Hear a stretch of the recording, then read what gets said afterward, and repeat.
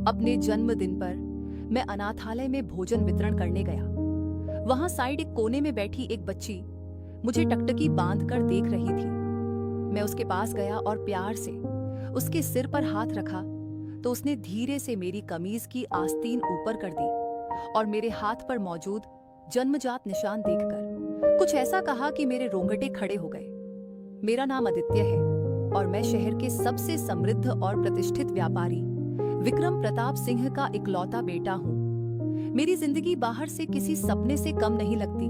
धन, प्रसिद्धि और सम्मान, ये तीनों मुझे विरासत में मिले हैं। लोग मेरे पिता की मिसालें देते हैं कि विक्रम साहब ना सिर्फ एक सफल व्यवसायी हैं, बल्कि ईश्वर भक्त और सहृदय इंसान भी हैं, जो शहर के आधे अनाथालयों और अस्पतालों का खर्च अपनी जेब से उठाते हैं। मैं बचपन से अपने पिता को अपना आदर्श मानता आया हूँ।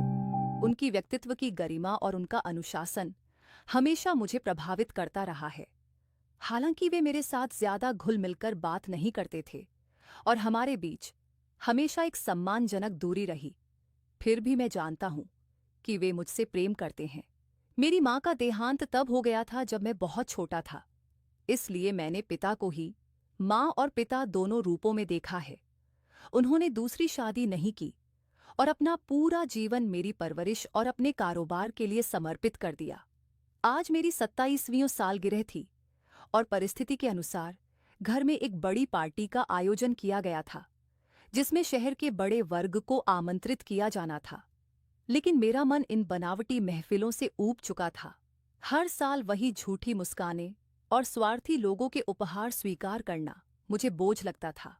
इसलिए इस बार मैंने तय किया कि मैं अपनी सालगिरह की शुरुआत किसी शुभ नेक काम से करूंगा। मैंने सोचा कि क्यों ना शहर के इस प्राचीन अनाथालय कृपा छाया जाकर वहां के बच्चों के साथ समय बिताऊं और उन्हें भोजन कराऊं, जिसके ट्रस्टी स्वयं मेरे पिता हैं।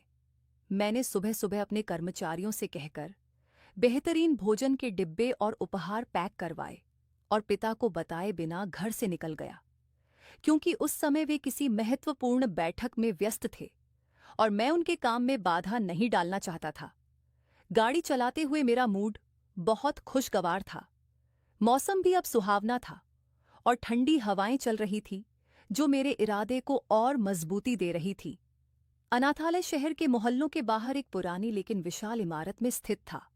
जब मैं वहां पहुंचा तो गेट पर मौजूद चौकीदार ने मेरी गाड़ी पहचान ली और तुरंत गेट खोल दिया, क्योंकि वह मेरे पिता की गाड़ी थी। मैं अंदर दाखिल हुआ तो वहां का माहौल अजीब सा उदास था। हालांकि इमारत बहुत बड़ी थी, लेकिन दीवारों का प्लास्टर उखड़ा हुआ था और जगह जगह सीलन लगी थी। आंगन में कुछ बच्चे खेल रहे थे, जिनके कपड़े मैले तो नहीं थे, मगर बहुत पुराने लग रहे थे। मुझे देखकर अनाथालय की इंचार्ज सिस्टर दया अपनी कुर्सी से उठकर बाहर आई। वे एक सख्त और रूखे स्वभाव की औरत लग रही थी, लेकिन मुझे देखते ही उनके चेहरे पर एक बनावटी मुस्कान आ गई। अरे आदित्य बेटे, आप यहाँ विक्रम साहब तो नहीं आए? उन्होंने इधर उधर देखते हुए कुछ घबराहट के साथ पूछा। उनका यह सवाल मुझे अजीब लगा, जैसे वे मेरे पिता के आने से डर रही हो और शायद ये उम्मीद कर रही थी कि पिताजी भी साथ होंगे। मैंने मुस्कुराकर जवाब दिया, नहीं, मैं आज अकेला आया हूं। आज मेरा जन्मदिन है और मैं बच्चों के साथ खाना खाना चाहता हूं। ये सुनकर उनके चेहरे पर सुकून आ गया और उन्होंने तुरंत बच्चों को हॉल में इकट्ठा होने का आदेश दिया। हॉल में पुराने चादर बिछे हुए थे और दीवारों पर कुछ चीजें टंगे थे। बच्चे कतार बनाकर बैठ गए। उनकी आंखों में खाने की भूख और उपहारों का लालच साफ दिखाई दे रहा था। ये मंजर देखकर मेरा दिल भर आया कि हम लोग कितना खाना बर्बाद करते हैं और ये मासूम बच्चे एक वक्त के थोड़ा बढ़िया खाना के लिए कितने बेचैन हैं।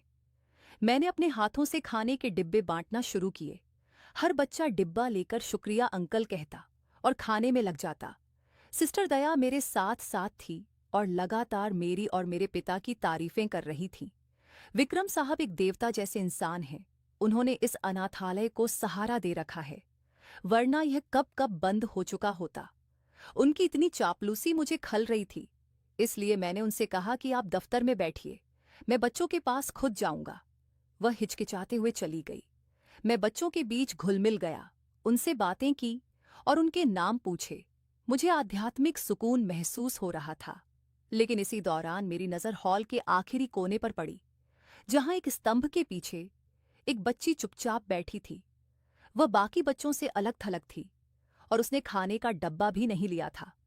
उसकी उम्र शायद 8 या 9 साल होगी। उसके बाल बिखरे हुए थे और उसने एक पुरानी सी फ्रॉक पहन रखी थी जिसका रंग उड़ चुका था। लेकिन जो चीज मुझे अपनी ओर खींच रही थी वह उसकी आंखें थीं। बड़ी बड़ी काली आंखें जिनमें बचपना नहीं बल्कि सदियों का सूनापन और एक अजीब सा गुस्सा था। वह मुझे टकटकी बांधकर देख रही थी। बिना पलक झपकाए उसकी नजरों में सवाल भी था और नफरत भी। मैंने बाकी बच्चों को छोड़ा और धीरे धीरे उसकी ओर बढ़ा। मुझे अपनी ओर आते देखकर वह ना डरी और ना ही उसने नजरें झुकाई, बल्कि उसकी घूरने की तीव्रता और बढ़ गई। मैं उसके पास जाकर घुटनों के बल बैठ गया और बहुत मुलायम स्वर में पूछा, बेटा आपने खाना क्यों नहीं लिया? आपको भूख नहीं लगी? वह चुप रही, बस मेरे चेहरे को पढ़ने की कोशिश करती रही। मैंने देखा कि उसके हाथ में एक टूटी हुई गुड़िया थी जिसे उसने छाती से लगा रखा था। मैंने जेब से एक चॉकलेट निकाली और उसकी ओर बढ़ाते हुए कहा, यह लो, ये बहुत स्वादिष्ट है। उसने मेरे हाथ की ओर देखा, फिर मेरी आंखों में झांका और पहली बार उसके होंठ हिले। मुझे तुम्हारी भीख नहीं चाहिए। उसकी आवाज बहुत धीमी थी, लेकिन उसमें जो तीखापन था उसने मुझे चौंका दिया। एक 9 साल की बच्ची का ऐसा लहजा सुनकर मैंने आश्चर्य से पूछा, यह भीख नहीं है बेटा, ये तो तोहफा है। आज मेरा जन्मदिन है। उसने व्यंग्यात्मक अंदाज में मुंह मोड़ा। जन्मदिन अमीर लोग अपनी खुशियां मनाने के लिए, हम गरीबों का तमाशा बनाने आते हैं। ये वाक्य निश्चय ही उसके नहीं थे। उसने कहीं से सुने होंगे या किसी ने उसे सिखाए होंगे। मैंने धैर्य से काम लिया और उसके सिर पर प्यार से हाथ रखने के लिए अपना हाथ आगे बढ़ाया। जैसे ही मेरा हाथ उसके सिर के करीब पहुंचा, मेरी कमीज की आस्तीन थोड़ी सी ऊपर हो गई और मेरी कलाई से कुछ ऊपर मौजूद वह जन्मजात निशान साफ दिखाई देने लगा। यह एक गहरे भूरे रंग का निशान था जो आकार में बिल्कुल एक अर्धचंद्र जैसा लगता था। यह निशान हमारे परिवार के कई लोगों को था। मेरे पिता के हाथ पर भी बिल्कुल ऐसा ही निशान था और दादी कहा करती थी कि यह हमारी खानदानी पहचान है। जैसे ही उस बच्ची की नज़र उस निशान पर पड़ी, उसके चेहरे का रंग अचानक बदल गया। उसकी आंखों में मौजूद नफरत भय में बदल गई और फिर एक अजीब सी पहचान की चमक के साथ उसने झपटकर मेरा हाथ पकड़ लिया। उसके हाथ बर्फ की तरह ठंडे थे। उसने तेजी से मेरी आस्तीन और ऊपर की ओर उस निशान को अपनी उंगलियों से छुआ। उसका स्पर्श मुझे अजीब लगा, जैसे वह यकीन करना चाहती हो कि यह निशान असली है या नहीं। मैंने हाथ पीछे खींचने की कोशिश की, लेकिन उसकी पकड़ बहुत मजबूत थी। वह उस निशान को घूर रही थी और उसकी सांसें तेज हो रही थीं। यह निशान, वह बड़बड़ाई, यह तो उसी का है। मैं समझ नहीं पाया, किसका? बेटा, यह मेरा जन्मजात निशान है, मैंने कहा। उसने सिर उठाकर मेरी आंखों में देखा और उस वक्त उसकी आंखों में आंसू तैर रहे थे। तुम झूठ बोल रहे हो, उसने कांपती हुई आवाज में कहा। यह निशान सिर्फ तुम्हारा नहीं है। यह निशान उस बड़े साहब का भी है जो रात के अंधेरे में यहां आते हैं। मेरा दिल धक से रह गया। बड़े साहब अनाथालय के लोगों के लिए बड़े साहब का मतलब सिर्फ एक ही होता था, ट्रस्टी, यानी मेरे पिता विक्रम प्रताप सिंह। लेकिन वह तो यहां सिर्फ सरकारी दौरों पर दिन के समय आते थे। रात के अंधेरे में तुम किसकी बात कर रही हो? मैंने गंभीरता से पूछा। कौन आता है यहां रात को? बच्ची ने इधर उधर देखा, जैसे उसे डर हो कि कोई सुन ना ले। फिर उसने धीमी आवाज में कहा, वही आदमी जो खुद को गरीबों का मसीहा कहता है, जिसकी तस्वीर बाहर दफ्तर में लगी है, वह मेरी माँ के पास आता है। मेरे रोंगटे खड़े हो गए। बाहर दफ्तर में सिर्फ मेरे पिता की तस्वीर थी। ये बच्ची क्या कह रही थी? क्या मेरे पिता यहाँ आते हैं? लेकिन क्यों? और उसकी माँ कौन है? तुम्हारी माँ कहाँ है? मैंने बेचैनी से पूछा। उसने जवाब दिया, वह यहीं है। बच्ची ने दीवार की तरफ इशारा किया, उस बंद कमरे की ओर जहां किसी को जाने की इजाजत नहीं थी। उसने कहा कि उसे वहीं कैद रखा जाता है और जब वे लोग आते हैं तो मुझे बाहर निकाल दिया जाता है। मैंने उनके हाथ पर यही निशान देखा था जब वे मुझे धक्का दे रहे थे। मेरा दिमाग चकराने लगा। ये सब नामुमकिन था। मेरे पिता गीता पढ़ने वाले और नेक इंसान थे। वे ऐसा नीचता वाला काम कैसे कर सकते थे? जरूर इस बच्ची को कोई गलतफहमी हुई है या फिर यह झूठ बोल रही है। मैंने बचाव के अंदाज में कहा, देखो बेटी, तुम शायद गलत हो। मेरे पिता ऐसे नहीं हैं। उस बच्ची ने मेरा हाथ झटक दिया। सब मर्द एक जैसे होते हैं। तुम भी उसी के बेटे हो, इसीलिए तुम्हारे हाथ पर भी यह मनहूस निशान है।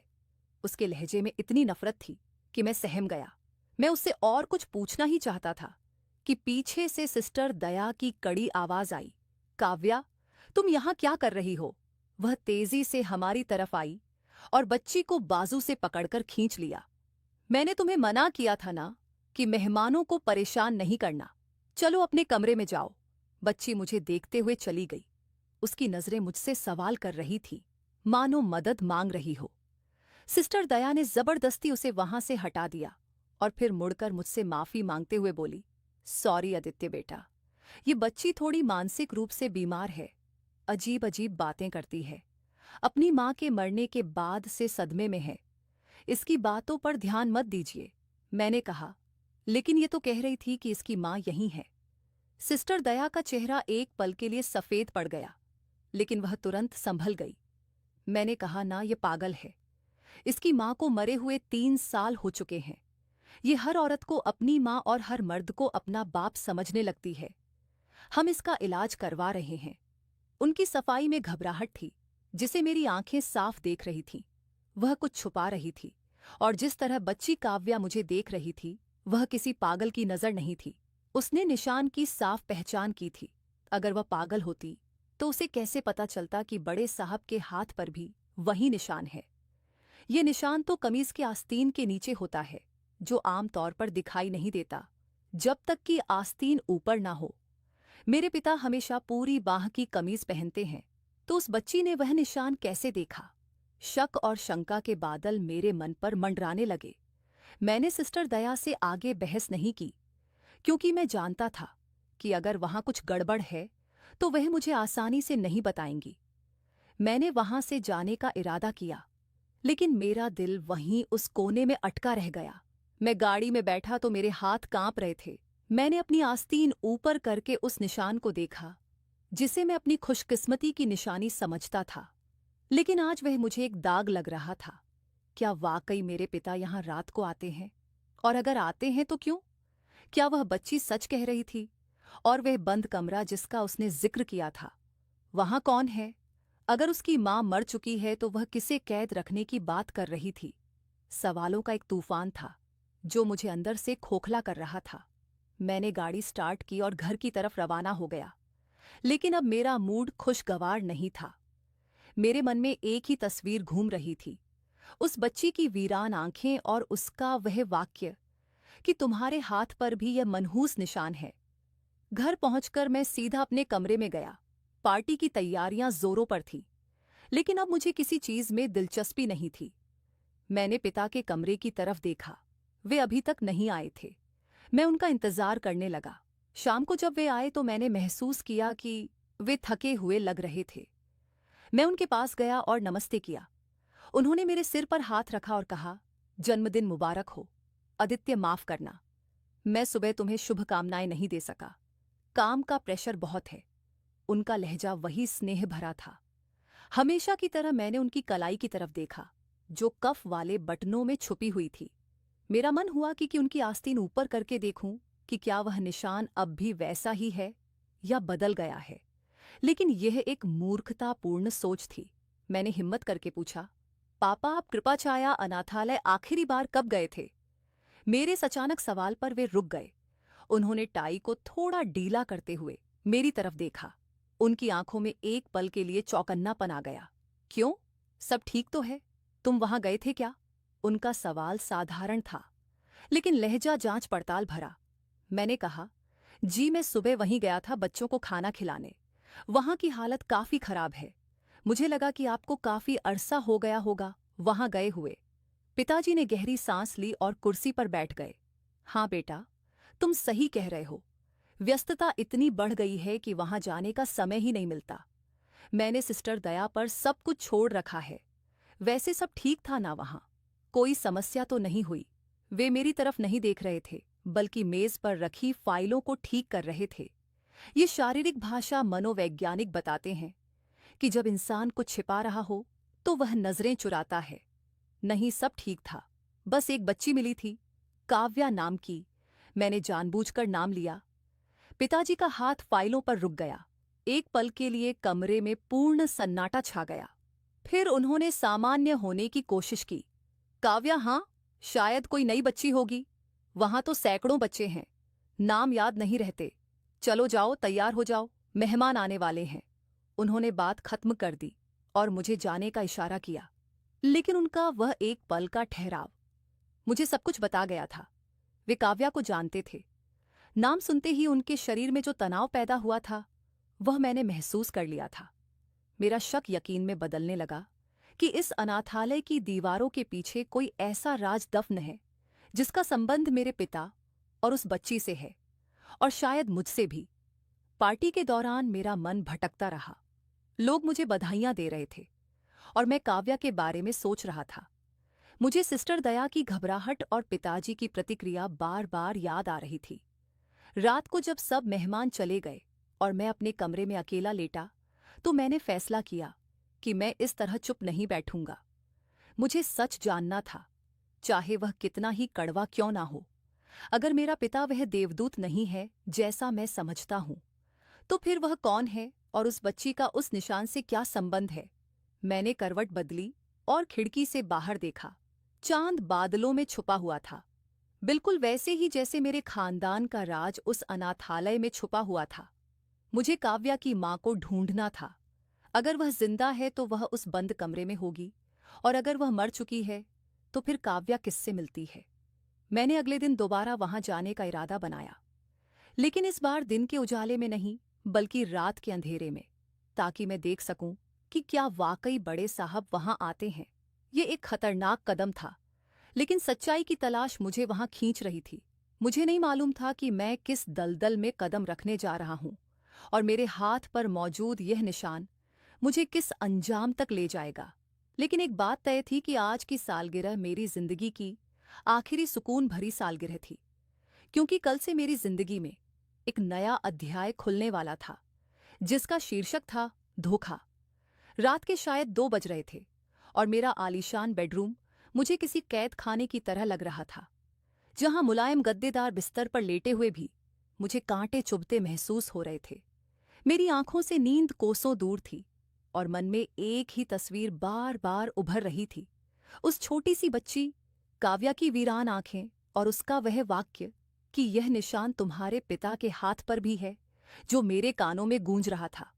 मैंने करवट बदली और खिड़की से बाहर देखा, जहां पूरा शहर खामोशी की चादर ओढ़े सो रहा था, मगर मेरे भीतर एक तूफान मचा हुआ था। मैं अपने पिता को जानता था। वे मेरे लिए एक आदर्श थे, एक ऐसे इंसान जिन्होंने मुझे माँ और पिता दोनों का प्यार दिया था। क्या वह सच में इतने बड़े पाखंडी हो सकते हैं? क्या वह अपनी ही संतान को अनाथालय की ठोकरें खाने के लिए छोड़ सकते हैं? मेरा दिल कह रहा था कि यह असंभव है, मगर मेरा दिमाग उस बच्ची के विश्वास और सिस्टर दया की घबराहट को नजरअंदाज नहीं कर पा रहा था। मुझे चैन नहीं मिल रहा था, और मैं जानता था कि जब तक मैं अपनी आंखों से सच्चाई नहीं देख लूंगा, मुझे सुकून नहीं मिलेगा। मैंने फैसला किया कि मैं अभी इसी वक्त वहां जाऊंगा और इस रहस्य से पर्दा उठाऊंगा। मैं धीरे धीरे बिस्तर से उठा और कमरे से बाहर निकल आया। पूरा घर सन्नाटे में डूबा हुआ था। मैं दबे पांव सीढ़ियां उतरा और गैरेज की तरफ बढ़ा।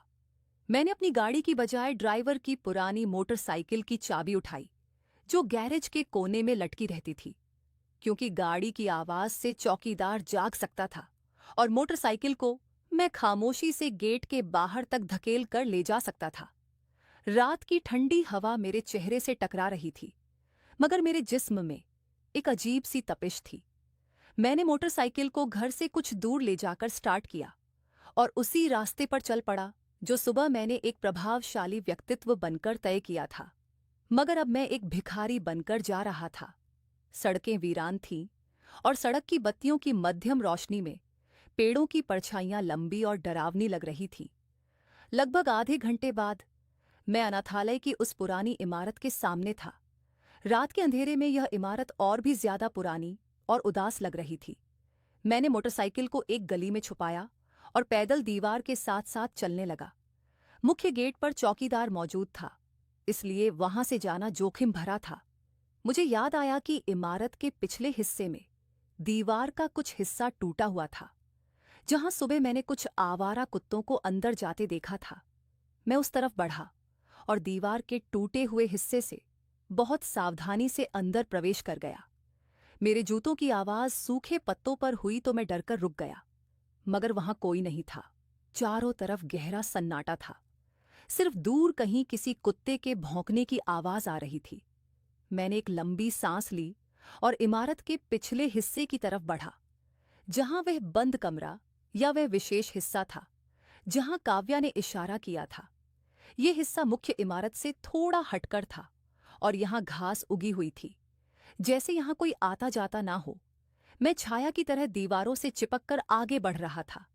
मेरे दिल की धड़कन इतनी तेज थी कि मुझे वह अपने कानों में सुनाई दे रही थी। आखिरकार मैं एक ऐसे कमरे के करीब पहुंचा जिसकी खिड़की से बहुत हल्की सी रोशनी बाहर आ रही थी। यह शायद वही जगह थी। मैं खिड़की के नीचे बैठ गया और अंदर से आने वाली आवाजों पर कान लगाए रहा, मगर भीतर पूरी तरह सन्नाटा था। मैंने हिम्मत करके धीरे धीरे सिर उठाया और खिड़की के रास्ते अंदर झांका। अंदर का दृश्य देखकर मेरे शरीर में सेंध दौड़ गई। कमरे में एक पुराने से बिस्तर पर वही बच्ची काव्या बैठी थी। वह सो नहीं रही थी, बल्कि घुटनों में सिर दिए शायद रो रही थी या कुछ सोच रही थी। और उससे थोड़ी दूरी पर दूसरे बिस्तर पर एक औरत लेटी हुई थी, जिसका चेहरा दूसरी ओर था और वह शायद सो रही थी। कमरे की हालत बहुत खराब थी। दीवारों का प्लास्टर उखड़ा हुआ था और सामान के नाम पर सिर्फ 2 टूटे हुए पलंग और एक मेज थी। ये दृश्य मेरे दिल को चीर गया। अगर ये मेरे पिता की दूसरी पत्नी और बेटी थी, तो इन्हें इस हाल में क्यों रखा गया था? मैंने खिड़की के शीशे पर बहुत धीरे से खटखटाया। काव्या चौंक कर सीधी हो गई। उसने इधर उधर देखा। मैंने दोबारा खटखटाया। वह डरते डरते खिड़की के पास आई। उसकी आंखों में भय था, मगर जब उसने मुझे पहचाना तो उसके चेहरे पर आश्चर्य के भाव उभर आए। उसने जल्दी से खिड़की की कुंडी खोली, जो शायद टूटी हुई थी, और खिड़की खुल गई। उसने धीमी आवाज में कहा, तुम यहां क्या कर रहे हो? मैंने अपनी उंगली होठों पर रखकर उसे चुप रहने का इशारा किया और धीमे से बोला, मुझे तुमसे बात करनी है काव्या। मुझे सच जानना है। क्या मैं अंदर आ सकता हूं? उसने सोई हुई औरत की ओर देखा और फिर असमंजस में सिर हिला दिया। मैं खिड़की फाकर अंदर आ गया। कमरे में एक अजीब सी नमी की गंध थी। काव्या मेरे सामने खड़ी थी और उसकी बड़ी बड़ी आंखों में अब भी वही सवाल था। तुम क्यों आए हो? उसने पूछा। क्या बड़े मालिक ने तुम्हें भेजा है? मैं घुटनों के बल बैठ गया ताकि मेरी ऊंचाई उसके बराबर हो सके और बोला, नहीं काव्या, मुझे किसी ने नहीं भेजा, मैं खुद आया हूं। मुझे बताओ, तुमने सुबह जो कहा था, क्या वह सच है? क्या सचमुच तुम्हारे पास कोई प्रमाण है? काव्या ने मेरी आंखों में देखा। शायद उसे मुझ पर भरोसा हो गया था, या शायद वह भी किसी ऐसे इंसान का इंतजार कर रही थी जो उसकी बात सुने। वह चुपचाप अपने बिस्तर की ओर गई और अपने तकिए के नीचे से एक पुरानी सी किताब निकाली, जिसके पन्ने पीले पड़ चुके थे। उसने किताब खोली और उसमें से एक तस्वीर निकालकर मेरे हाथ पर रख दी। मैंने वह तस्वीर देखी और मेरा दिमाग चकरा गया। तस्वीर काली सफेद थी, मगर चेहरे साफ पहचाने जा रहे थे। उसमें मेरे पिता विक्रम प्रताप सिंह एक जवान औरत के साथ बैठे थे और उनकी गोद में एक नन्ही सी बच्ची थी। पिता के चेहरे पर वह मुस्कान थी जिसे मैंने हमेशा सिर्फ अपने लिए ही समझा था। मैंने पलटकर बिस्तर पर सोई हुई औरत की तरफ देखा और फिर तस्वीर की तरफ। वह वही थी, सावित्री। तस्वीर में वह बहुत सुंदर और खुश दिखाई दे रही थी, लेकिन अब वह दुख की तस्वीर बनी पड़ी थी। यह मेरी माँ है, काव्या ने धीमी आवाज में कहा, और यह तुम्हारे पिता हैं। उन्होंने मेरी माँ से विवाह किया था। लेकिन चुप रहो, माँ कहती हैं कि वे बहुत मजबूर थे। तुम्हारी माँ बहुत बीमार थी और वह उन्हें कोई सदमा नहीं देना चाहते थे, इसलिए उन्होंने हमें इस दुनिया से छुपाकर रखा। काव्या की बातें मेरे दिल पर हथौड़े की तरह बरस रही थी। मैंने कहा, लेकिन मेरी माँ के मरने के बाद तब तो वे तुम्हें अपने घर ले जा सकते थे। काव्या की आंखों में आंसू आ गए।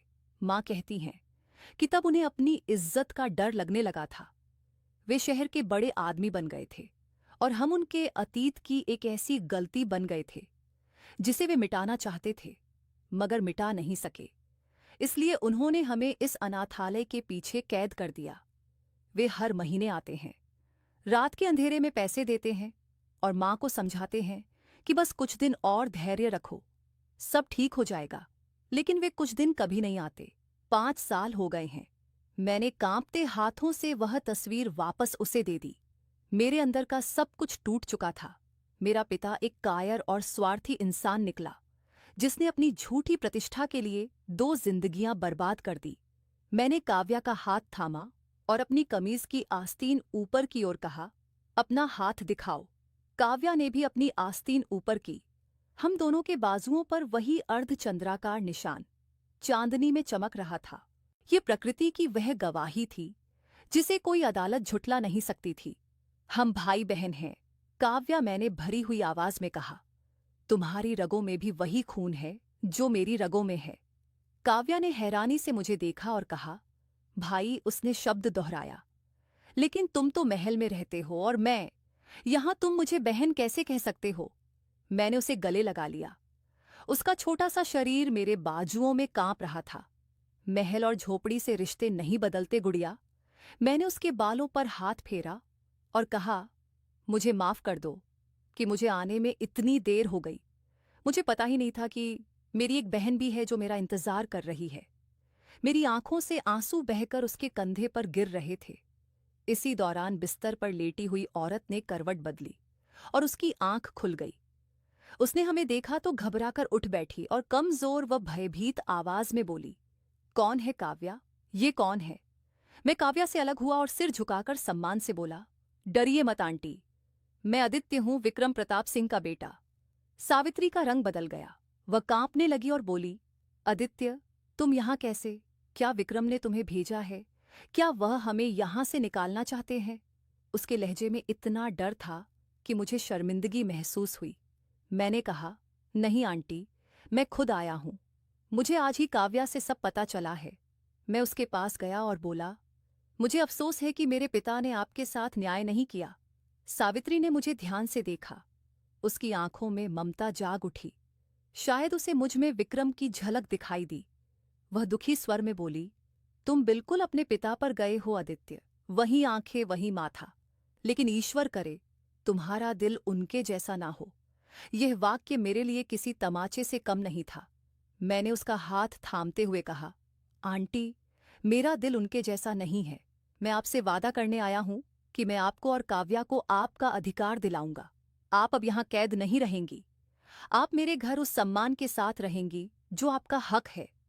सावित्री रो पड़ी और बोली, नहीं बेटा, यह मत करना। तुम्हारा पिता बहुत ताकतवर है। वह अपनी इज्जत के लिए कुछ भी कर सकता है। वह हमें मार देगा। तुम यहां से चले जाओ और भूल जाओ कि तुमने हमें देखा था। उसकी बेबसी देखकर मेरा खून खौल उठा। मैंने कहा, मैं नहीं भूल सकता आंटी। ये निशान, मैंने अपना बाजू दिखाया और कहा, यह निशान मुझे भूलने नहीं देगा। मैं वादा करता हूं कि मैं आपके लिए, काव्या के लिए और सच के लिए लड़ूंगा। बस मुझे थोड़ा समय दीजिए। मैं नहीं चाहता कि कोई हंगामा हो जिससे आपको नुकसान पहुंचे। मैं कानूनी रास्ता अपनाऊंगा और सबके सामने आपको लेकर जाऊंगा। मैंने काव्या की ओर देखा जो उम्मीद भरी नजरों से मुझे देख रही थी। मैं उसके सामने बैठा, उसके छोटे छोटे हाथ अपने हाथों में लेकर कहा, काव्या, आज तुम्हारा भाई तुमसे वादा करता है कि बहुत जल्द वह दिन आएगा जब तुम इस अनाथालय के दरवाजे से नहीं, बल्कि हमारे घर के मुख्य द्वार से अंदर आओगी। कोई तुम्हें छुपा नहीं सकेगा। यह मेरा तुमसे वादा है। काव्या ने मेरे हाथों को चूमा। मुझे यकीन है भाई, उसने मुस्कुराकर कहा। माँ कहती थी कि ईश्वर के यहां देर है, अंधेर नहीं। शायद तुम ही वह देवदूत हो जिसका हमें इंतजार था। मुझे वहां ज्यादा रुकना सुरक्षित नहीं लगा, क्योंकि अगर सिस्टर दया या चौकीदार ने देख लिया तो मामला बिगड़ सकता था और मैं अभी किसी टकराव के लिए तैयार नहीं था। मुझे पहले जाकर पिताजी से बात करनी थी, और अगर वह ना माने तो फिर मुझे कोई दूसरा रास्ता अपनाना था। मैं अब चलता हूं, मैंने उठते हुए कहा, लेकिन मैं बहुत जल्द वापस आऊंगा। तब तक आप लोग हिम्मत मत हारना और किसी को मत बताना कि मैं यहां आया था। मैंने जेब से कुछ पैसे निकालकर सावित्री के तकिए के नीचे रख दिए। ये रख लीजिए, शायद किसी जरूरत में काम आ जाए। फिर मैंने आखिरी बार अपनी बहन को गले लगाया और उसी खिड़की से बाहर कूद गया। बाहर अंधेरा अब भी वैसा ही था, लेकिन मेरे भीतर का अंधेरा छंट चुका था। अब मेरे पास एक उद्देश्य था, एक लक्ष्य था। मैं पिछले दरवाजे से बाहर निकला और अपनी मोटरसाइकिल तक पहुंचा। वापसी के सफर में मेरा दिमाग तेजी से काम कर रहा था। मुझे घर पहुंचकर पिताजी का सामना करना था, लेकिन झगड़े से नहीं बल्कि बुद्धिमानी से। मुझे उन्हें इस बात के लिए तैयार करना था कि अब वे सच को ज्यादा दिन नहीं छुपा सकते, और अगर वे अपने अहंकार के खोल से बाहर ना आए तो मुझे वह करना पड़ेगा जिसकी कल्पना भी एक आज्ञाकारी बेटे के लिए असंभव होती है, यानी अपने ही पिता के खिलाफ विद्रोह। घर पहुंचकर मैंने मोटरसाइकिल वहीं खड़ी की और अपने कमरे में आ गया। सुबह होने वाली थी और यह सुबह मेरी जिंदगी की सबसे अहम सुबह थी। मैंने आईने में अपना प्रतिबिंब देखा।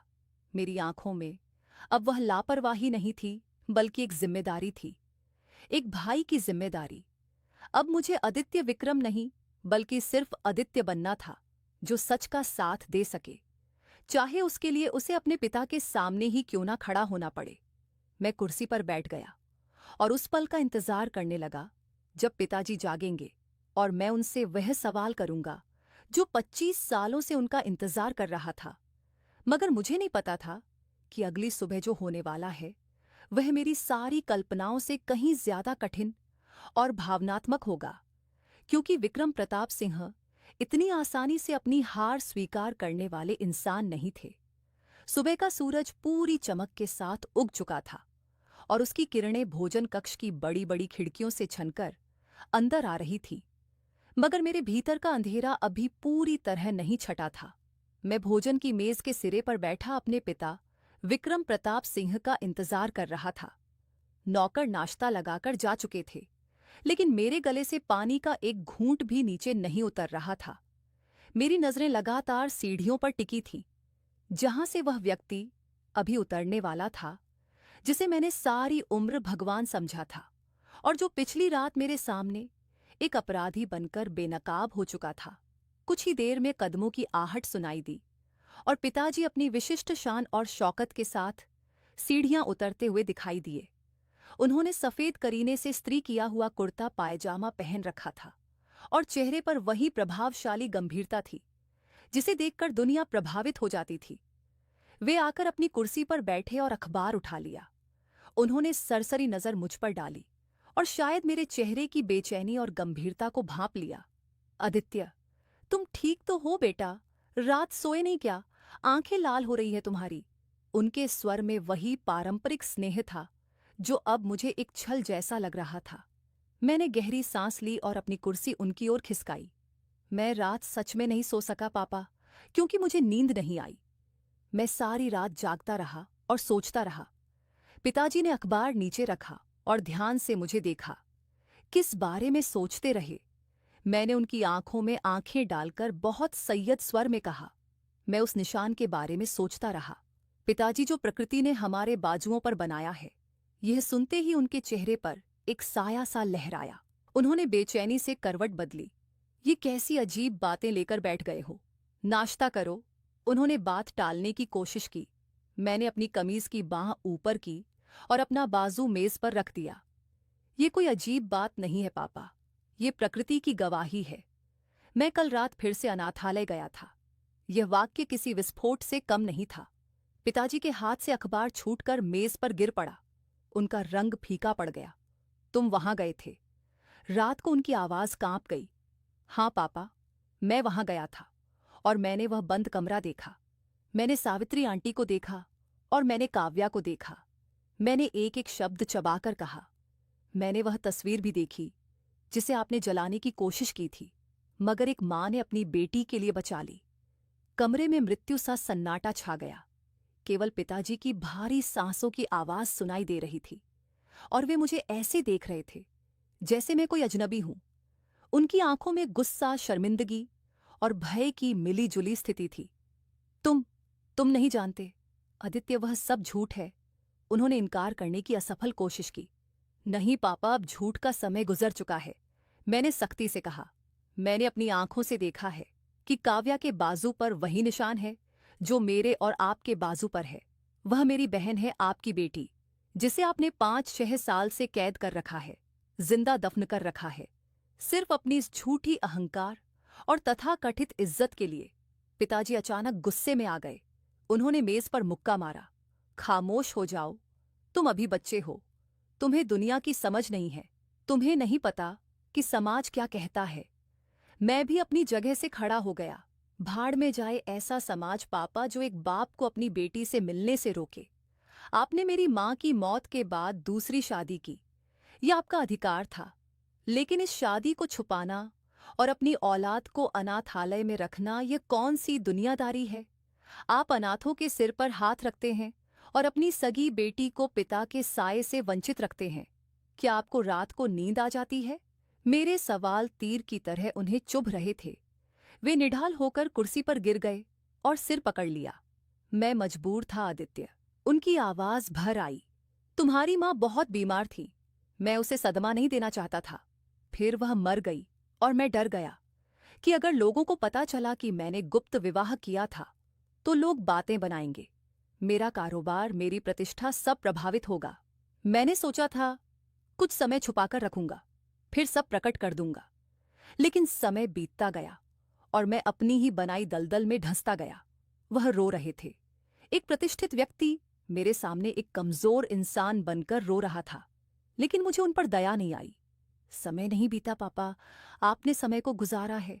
आप अपनी इज्जत बचाते बचाते अपना जमीर मार बैठे। मैंने दृढ़ स्वर में कहा, लेकिन अब और नहीं, आज फैसला होगा, अभी और इसी वक्त। पिताजी ने सिर उठाकर मुझे देखा। क्या फैसला? मैंने उनकी तरफ एक कदम बढ़ाया।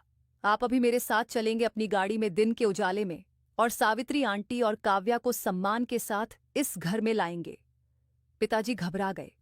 ये नामुमकिन है आदित्य, लोग क्या कहेंगे, मीडिया क्या कहेगा, मैं बर्बाद हो जाऊंगा। उनका डर अब भी उनकी मोहब्बत पर हावी था। मुझे अफसोस हुआ, लेकिन मैंने अपना आखिरी पत्ता खेला। ठीक है पापा, अगर आपको अपनी इज्जत इतनी प्यारी है तो फिर सुन लीजिए, मैं इस घर में नहीं रहूंगा। ये धमकी काम कर गई। पिताजी के चेहरे पर हवाइयां उड़ने लगी। वे जानते थे कि मैं यह कर गुजरूंगा, क्योंकि मैं उन्हीं का बेटा था, जिद्दी और उसूल पसंद। नहीं आदित्य, तुम ऐसा नहीं कर सकते, तुम अपने बाप को रुसवा नहीं करोगे, उन्होंने कहा। मैंने जवाब दिया, मैं आपको रुसवा नहीं कर रहा पापा, मैं आपको अपनी गलती सुधारने का मौका दे रहा हूं। मैं उनके करीब गया और घुटनों के बल बैठकर उनके हाथ थाम लिए। पापा, इज्जत सच में होती है, छुपाने में नहीं। काव्या आपकी बेटी है, उसे गले लगाइए, उसे वह नाम दीजिए जो उसका हक है। यकीन कीजिए, आपका कद लोगों की नजर में कम नहीं होगा, बल्कि बढ़ जाएगा। और अगर आपने ऐसा नहीं किया तो याद रखिए, आप एक बेटा भी खो देंगे, क्योंकि मैं इस घर में जुल्म के साथ नहीं रह सकता। पिताजी ने मेरी आंखों में देखा। शायद उन्हें मुझ में अपना अक्स नजर आया, और उसी पल उनका जमीर जाग उठा। उन्होंने मेरे हाथ थाम लिए और उनकी आंखों से आंसू बहने लगे। तुम जीत गए आदित्य, तुम जीत गए। शायद मैं वाकई भटक गया था। दौलत और इज्जत की हवस ने मुझे अंधा कर दिया था। मैंने अपनी फूल जैसी बेटी को कांटों पर सुलाया। मैं गुनहगार हूं। वे फूट फूट कर रो पड़े। मैंने उन्हें गले लगा लिया और कुछ देर उन्हें रोने दिया, ताकि उनके अंदर का जहर आंसुओं के रास्ते बह जाए। फिर मैंने उन्हें सहारा देकर उठाया और कहा, चलिए पापा, देर मत कीजिए, काव्या इंतजार कर रही है। पिताजी ने अपने आंसू पोंछे और सिर हिलाया। चलो, मैं अब और देर नहीं करूंगा। हम दोनों घर से निकले। पोर्च में गाड़ी खड़ी थी। ड्राइवर ने दरवाजा खोला, लेकिन पिताजी ने उसे इशारे से रोक दिया। उन्होंने कहा, आज मैं गाड़ी खुद चलाऊंगा। हम दोनों गाड़ी में बैठे और कृपाछाया अनाथालय की ओर रवाना हो गए। रास्ता वही था, लेकिन मंजिल बदल चुकी थी। आज हम छुपकर नहीं, बल्कि सीना तान कर जा रहे थे। जब हम अनाथालय के गेट पर पहुंचे तो वहां मौजूद पहरेदार गाड़ी देखकर हैरान रह गया, क्योंकि उस समय विक्रम साहब का आना सामान्य बात नहीं थी। गेट खुला और गाड़ी अंदर चली गई। सिस्टर दया दफ्तर से बाहर दौड़ती हुई आई। उनके चेहरे पर वही घबराहट थी जो कल रात थी। उन्होंने चापलूसी भरे स्वर में पूछा, विक्रम साहब, सब ठीक तो है? आप इस समय पिताजी गाड़ी से उतरे। उनका अंदाज बदला हुआ था। उनके कंधे झुके हुए नहीं थे, बल्कि उनमें एक नई ताकत थी। उन्होंने कठोर आवाज में कहा, सिस्टर दया, सावित्री और काव्या को बुलाओ, उनका सामान पैक कराओ, वे हमारे साथ घर जा रही हैं। उनकी सख्त आवाज सुनकर सिस्टर दया सुन्न रह गई। जी घर, उन्होंने हकलाते हुए कहा। मैंने कहा बुलाओ उन्हें। पिताजी ने इतनी जोर से डांटा कि सिस्टर दया कांप गई। और सुन लो, आज के बाद इस अनाथालय में कोई भी अव्यवस्था बर्दाश्त नहीं होगी। मैं खुद इसका हिसाब किताब जांचूंगा। ये सुनते ही सिस्टर दया तेजी से अंदर भागी। मैं और पापा आंगन में खड़े रहे। कुछ ही मिनटों बाद वह पल आ गया जिसका मुझे बेसब्री से इंतजार था। सावित्री आंटी और काव्या बरामदे में दिखाई दी। सावित्री आंटी ने एक साधारण सी चादर ओढ़ रखी थी और काव्या ने वही पुरानी फ्रॉक पहन रखी थी, लेकिन उसके हाथ में उसकी वही टूटी हुई गुड़िया थी। काव्या ने हमें देखा तो डरकर अपनी मां के पीछे छुप गई। उसे विश्वास नहीं हो रहा था कि बड़े साहब आज उसे लेने आए हैं। पिताजी धीरे धीरे चलते हुए उनके पास पहुंचे। सावित्री आंटी सिर झुकाए खड़ी थी। उनकी आंखों से आंसू बह रहे थे। पिताजी काव्या के सामने घुटनों के बल बैठ गए और अपने हाथ फैला दिए। काव्या, मेरी बेटी, मेरे पास आओ। उनकी आवाज में इतना दर्द और प्रेम था कि काव्या हिचकिचाती हुई आगे बढ़ी।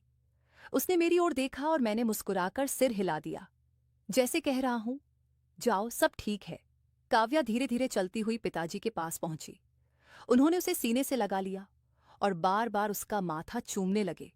मुझे माफ कर दो मेरी बच्ची, मैं बहुत बुरा पिता हूं। बहुत बुरा कहते कहते वे फूट फूट कर रो पड़े। काव्या ने अपने नन्हे हाथों से उनके आंसू पोंछे। नहीं बाबा, आप बुरे नहीं हैं। आप आ गए ना? मां कहती थी आप आएंगे। उस मासूम वाक्य ने पिताजी को और रुला दिया। फिर वे खड़े हुए और सावित्री आंटी के सामने हाथ जोड़ दिए। सावित्री, मैं शर्मिंदा हूं, मैं तुम्हारा अपराधी हूं। क्या तुम मुझे माफ कर सकोगी? सावित्री आंटी भी रो पड़ी। विक्रम साहब, आपने देर कर दी, बहुत देर कर दी, लेकिन आपने अपनी संतान को स्वीकार कर लिया। मेरे लिए यही काफी है। पिताजी ने काव्या को गोद में उठाया और सावित्री आंटी का हाथ थाम लिया। चलो अपने घर चलो। ये दृश्य देखकर मेरी आंखें भी नम हो गई। अनाथालय का स्टाफ और बाकी बच्चे हैरानी से यह सब देख रहे थे, लेकिन किसी में बोलने की हिम्मत नहीं थी। हम गाड़ी में बैठे। काव्या मेरी गोद में बैठी थी और सावित्री आंटी पिछली सीट पर थी। पिताजी गाड़ी चला रहे थे और बार बार मुड़कर काव्या को देख रहे थे, जैसे उन्हें यकीन ना आ रहा हो कि यह सपना नहीं, हकीकत है। घर का सफर खामोशी से कटा, मगर यह खामोशी बहुत शांत और सुकून भरी थी। जब हम घर पहुंचे तो कर्मचारी हैरान थे कि साहब के साथ ये कौन लोग हैं। पिताजी ने सबको हॉल में जमा किया और काव्या का हाथ पकड़कर सबके सामने खड़े हो गए।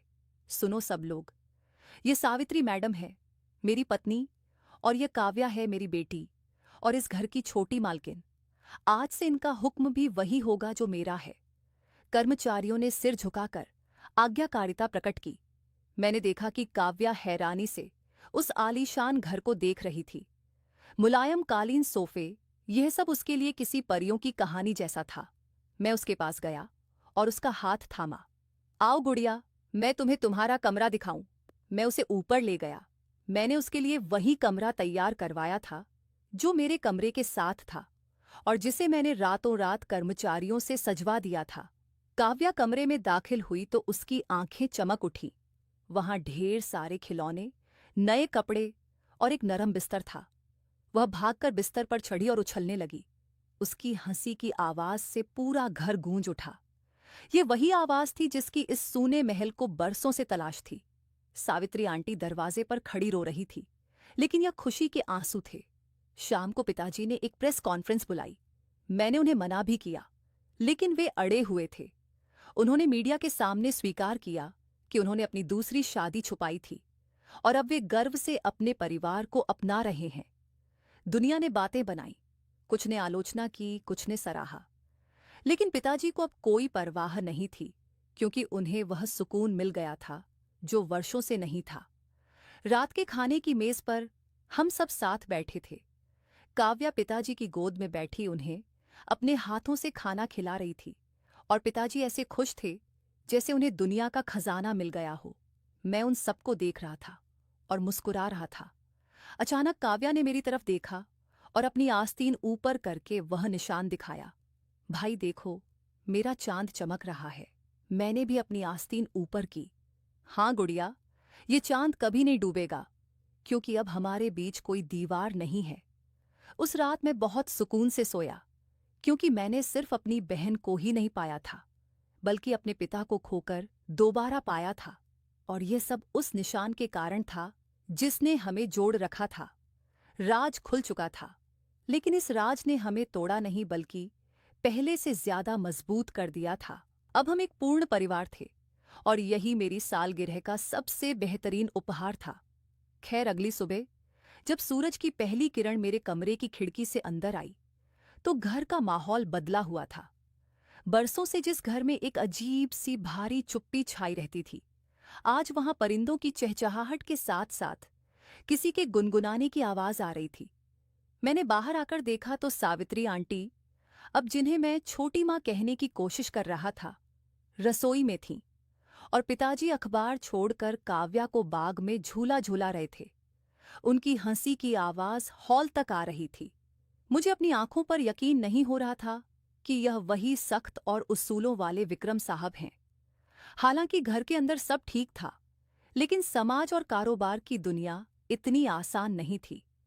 प्रेस कॉन्फ्रेंस के बाद शहर में तरह तरह की चर्चाएं शुरू हो गई थीं। पिताजी के कुछ व्यापारिक सहयोगियों ने उनसे दूरी बनानी शुरू कर दी थी। एक शाम जब पिताजी दफ्तर से लौटे, तो उनके चेहरे पर थोड़ी चिंता थी। मैंने उनके पास जाकर पूछा, क्या हुआ पापा? क्या लोग अब भी बातें कर रहे हैं? उन्होंने एक गहरी सांस ली और मेरा हाथ थाम कर कहा, आदित्य, कुछ बड़े कॉन्ट्रैक्ट्स हाथ से निकल गए हैं। लोग कह रहे हैं कि जिस इंसान ने अपने परिवार को अंधेरे में रखा, उस पर भरोसा कैसे करें। लेकिन जानते हो, सबसे अजीब बात क्या है? मुझे इसका जरा भी दुख नहीं है। जब मैं घर आता हूं और काव्या दौड़कर मेरे गले लग जाती है, तो करोड़ों का नुकसान भी मामूली लगता है। कुछ हफ्तों बाद हमने काव्या का दाखिला शहर के सबसे अच्छे स्कूल में कराया। जिस बच्ची ने अपनी जिंदगी एक बंद कमरे और अनाथालय की चार दीवारी में गुजारी थी, उसके लिए यह एक नई दुनिया थी। शुरुआत में वह बच्चों को देखकर डर जाती थी और सावित्री माँ का पल्लू नहीं छोड़ती थी। एक दिन वह स्कूल से रोती हुई आई। भाई, बच्चे कह रहे हैं कि मैं इतने साल कहाँ थी। वे पूछ रहे हैं कि मेरे पास पापा के साथ वाली बचपन की तस्वीरें क्यों नहीं हैं। मेरे पास इसका कोई जवाब नहीं था, लेकिन पिताजी ने आगे बढ़कर उसे गोद में उठा लिया। उन्होंने कहा, बेटा, पिछली तस्वीरें नहीं हैं तो क्या हुआ? आज से हम इतनी तस्वीरें खींचेंगे कि पुरानी कमियों की जगह ही नहीं बचेगी। उसी दिन हमने तय किया कि हम एक लंबी यात्रा पर जाएंगे, एक ऐसी जगह जहां कोई हमें नहीं जानता हो, जहां हम सिर्फ एक परिवार बनकर रह सकें। पिताजी ने अपने जीवन का एक बड़ा हिस्सा अब कृपा छाया अनाथालय और उसके जैसे अन्य संस्थानों के सुधार में छह लगा दिया। उन्होंने सिस्टर दया जैसे भ्रष्ट लोगों को हटाकर वहां पारदर्शी व्यवस्था लागू की। अब वे केवल अनाथों के सिर पर हाथ नहीं रखते थे, बल्कि उनके भविष्य की जिम्मेदारी भी उठाते थे। समय बीतता गया। काव्या अब धीरे धीरे उस सदमे से बाहर आ रही थी। सावित्री माँ ने भी अपने आत्मसम्मान को फिर से पा लिया था। उन्होंने घर को अपनी ममता से स्वर्ग बना दिया था। 2 साल बाद मेरी ग्रेजुएशन की डिग्री मिलने की खुशी में घर पर एक छोटी सी पार्टी थी। पिताजी मंच पर खड़े हुए और बोले, आज मेरा बेटा ग्रेजुएट हो गया है, लेकिन असल में शिक्षक वह है और छात्र मैं। अगर उस दिन आदित्य ने अपनी कमीज की बांह ऊपर करके मुझे वह निशान न दिखाया होता, तो आज मैं अपनी इज्जत की लाश ढो रहा होता। लेकिन मेरे पास मेरा परिवार नहीं होता। आज मैं जो भी सम्मान पा रहा हूं, वह मेरी सच्चाई की वजह से है, दिखावे की वजह से नहीं। पार्टी के अंत में हम तीनों, मैं, पापा और काव्या एक साथ खड़े थे। काव्या ने हम दोनों के हाथ जोड़कर हवा में उठाए। हमारे बाजुओं पर बना वह चांद का निशान बिजली की रोशनी में चमक रहा था। वह निशान अब किसी राज या शर्मिंदगी का प्रतीक नहीं था, बल्कि वह हमारी पहचान थी। वह गवाही थी इस बात की कि चाहे अंधेरा कितना भी गहरा क्यों न हो, सच का सूरज एक दिन जरूर निकलता है। वह बंद कमरा अब खुल चुका था और उसकी जगह अब हमारे दिलों में एक दूसरे के लिए बेशुमार जगह थी। खैर, महीने बीतते गए और घर की दीवारों पर जमी वह पुरानी कड़वाहट की धूल पूरी तरह साफ हो गई। काव्या अब अनाथालय वाली वह डरी सहमी बच्ची नहीं रही थी। वह अब घर की लाडली थी, जिसकी शरारतों से पूरा बंगला गूंजता रहता था। पिताजी ने अपने व्यापार में भी एक बड़ा बदलाव किया। उन्होंने काव्या फाउंडेशन नाम से एक संस्था शुरू की, जो उन बच्चों की शिक्षा और परवरिश का जिम्मा उठाती थी जिन्हें समाज ने ठुकरा दिया था। शुरुआत में जिस समाज ने पिताजी पर उंगलियां उठाई थीं, अब वही समाज उनकी हिम्मत की मिसाल देने लगा था। लोग समझने लगे थे कि अपनी गलती को स्वीकार कर लेना कायरता नहीं, बल्कि सबसे बड़ी बहादुरी है। जो लोग कभी दूरी बना रहे थे, वे अब उनके पास सलाह लेने आने लगे। एक शाम सावित्री माँ ने पुराने संदूक से एक अधजली तस्वीर निकाली। यह वही तस्वीर थी जिसे पिताजी ने सालों पहले मिटाने की कोशिश की थी। उन्होंने वह तस्वीर पिताजी के हाथ में दी।